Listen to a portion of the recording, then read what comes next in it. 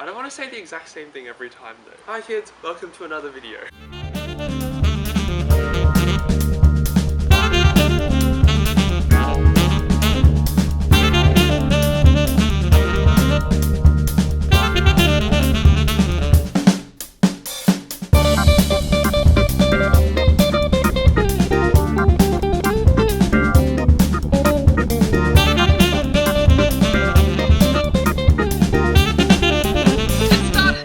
Let's get started. Sweet.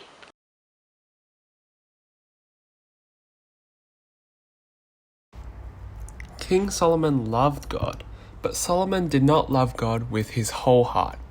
Some of the things he did were not what God wanted him to do. For example, God warned his people, the Israelites, to not marry people from other nations. They worshipped false gods, and God knew that they would lead the Israelites away from him, the one true God. Solomon had hundreds of wives, many of them were from other nations. Solomon's wives turned him away from God. Solomon was not faithful to God like his father David. He began to worship the false gods that his wives worshipped. Solomon even built shrines where his wives could worship the false gods. This made God angry. God had spoken to Solomon and warned him about false gods, but Solomon did not listen. God said to Solomon, "Since you have done this, I will take the kingdom away from you. You will be king the rest of your life, but when your son becomes king, he will lose everything except for one tribe." Now Jeroboam was an official for Solomon, and God intended to make him king of most of Israel. God raised up enemies against Solomon. Solomon's servant Jeroboam turned against him and became his enemy. When Solomon died, his son Rehoboam became king. The people told Rehoboam, "Your father Solomon made us work too hard. We will gladly serve you if you make our work easier." Rehoboam thought about it and asked his friends for advice. Then he replied, "My father Solomon didn't make your work hard enough. I will make your work even harder." This was not the response God's people were hoping for. The people from the northern tribes of Jerusalem went home. They didn't want to serve a king like Rehoboam, so they made Jeroboam king. Only one tribe remained under Rehoboam's rule, and that was the southern tribe of Judah. Rehoboam didn't like being king of only one tribe. He planned to attack the northern kingdom of Israel, but God sent a prophet to stop him. The prophet had a message from God. "Don't fight them. The people of Israel are part of your family. I am the Lord, and I am in control of what is happening." So Rehoboam went home. Jeroboam was now king of Israel. Typically, the people of Israel would travel to Jerusalem to worship God at the temple. But Jeroboam was worried if he kept going to Jerusalem, they would start thinking of Rehoboam as their leader again. So Jeroboam came up with a plan. He made 2 golden calves and made an announcement to the northern tribes. "It is very inconvenient for you to travel all the way to Jerusalem to worship at the temple," he said. "Look, these golden calves are the gods who brought your ancestors out of Egypt. You can worship them." What Jeroboam did was a sin. Those calves did not lead God's people out of Egypt. God led his people out of Egypt. Jeroboam also built forbidden shrines and celebrated made-up festivals so Israel would seem like a better place to live than Judah. Jeroboam led all the people in worship to the false gods. Now, King Solomon's sin led to the division of Israel. Every king failed to lead God's people perfectly. God's people needed a better king, a perfect king. Through David's family, God would send his own son, Jesus Christ, to be king over God's people forever. Jesus would lead the people perfectly back to God.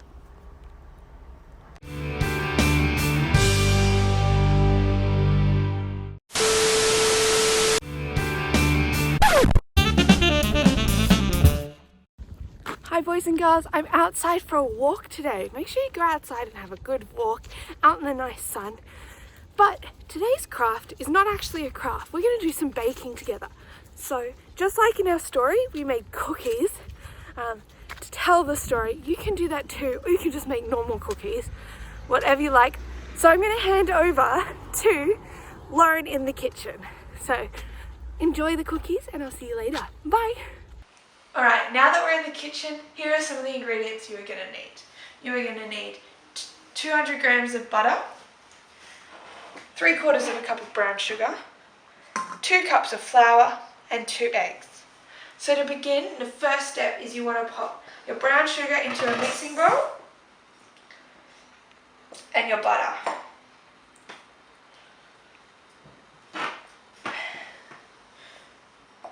Then what you want to do is you want your electric mixer and you want to combine these two ingredients together. Is it on?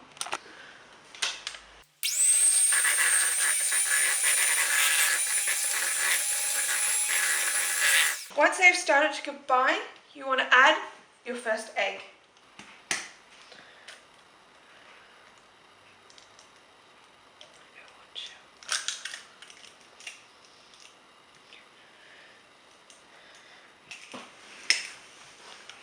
And then combine.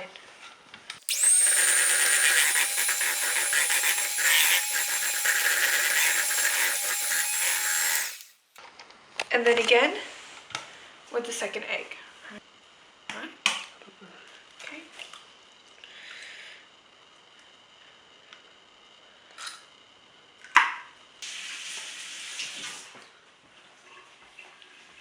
And then you want to combine that egg too.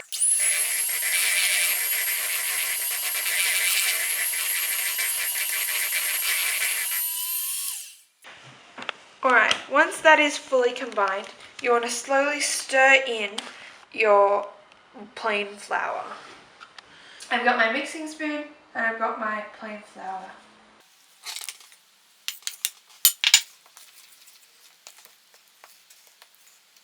Once you've mixed it in a little bit, you can go in with your hands and combine the dough together. Okay, I'm going to start. Once you've kneaded your cookies and made it a little bit firmer, you then want to get 2 spoons and get about a tablespoon size. I'm using teaspoons to make tiny cookies. If you want to make bigger cookies, you can make a tablespoon size. Roll it into a ball or shape it into a ball and then pop it onto a baking tray. And then you'll need adult supervision to pop them into the oven at 180 degrees for 8 minutes. So then you'll have your cookies. If you want to put some extra ingredients in, like chopped chips or peanut butter, you can add these before you make them into the balls. I hope you enjoyed those cookies and I hope you enjoyed the video as well. Make sure to come along again next week and watch another video. Bye guys!